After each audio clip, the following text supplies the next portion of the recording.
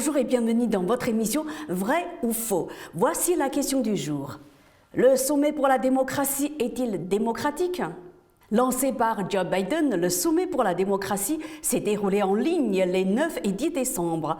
Force est cependant d'observer que quelques jours avant le sommet, de nombreuses voix se sont élevées pour dénoncer une opération qui divise les pays et s'avère donc contraire aux principes démocratiques.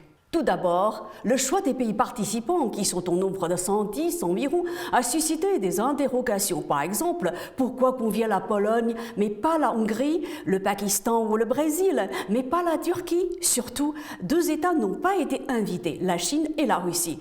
En procédant de la sorte, le président américain s'est vu accusé d'instrumentaliser ce sommet pour en faire la réunion des pays du bien contre ceux qui incarnent le mal, selon lui, et de relancer par là même une forme de guerre froide. C'est visiblement un sommet organisé avec une certaine conception de la démocratie qui veut dire en réalité d'imposer ses principes, ses règles et sa loi.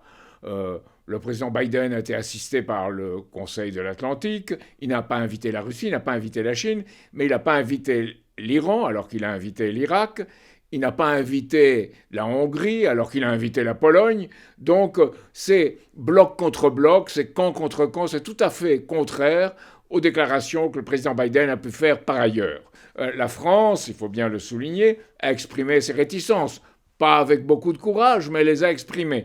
M. Le Drian, le ministre des Affaires étrangères, et je le cite, a déclaré « Nous sommes disposés d'y participer à ce sommet pour développer des partenariats de défense des valeurs démocratiques. Mais sur la Chine, nous ne souhaitons pas établir de logique de bloc contre bloc. » Moi, je vais plus loin. Je pense qu'il faudrait une logique de développement mutuel et de croissance, un système gagnant-gagnant.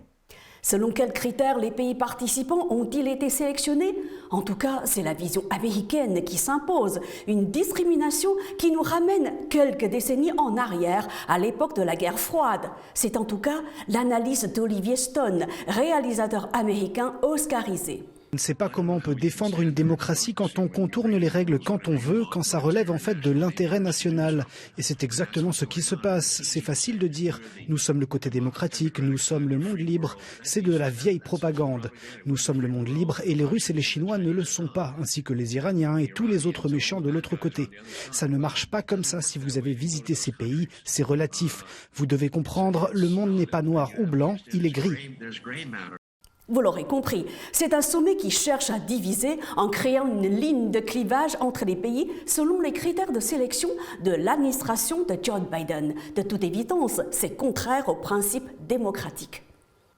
Maintenant, la question se pose de savoir si la démocratie à l'américaine est une référence en matière de démocratie. Les États-Unis ont été une bonne démocratie qui s'est totalement pervertie. Pervertie par l'argent, d'abord. Pour être candidat, il faut avoir beaucoup d'argent. En France aussi d'ailleurs, mais c'est bien pire aux États-Unis.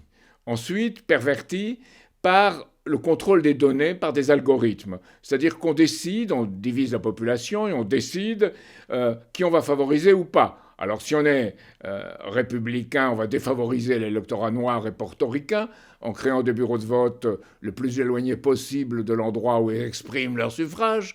Et si on est démocrate, on va trafiquer les votes par correspondance. Donc il y a tout un trafic dans le vote. À signaler que le rapport d'enquête annuel de l'Organisation intergouvernementale internationale IDEA vient de classer les États-Unis parmi les démocraties en recul. Et selon Freedom House, les États-Unis sont tombés à la 61e place.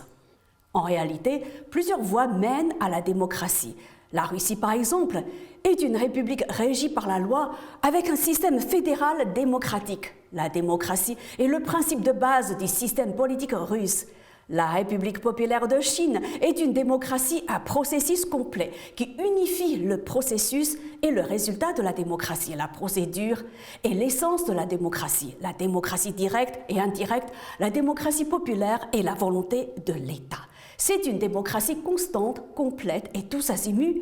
C'est la démocratie socialiste la plus large, la plus authentique et la plus efficace. C'est la fin de cette émission. Merci à vous de l'avoir suivi.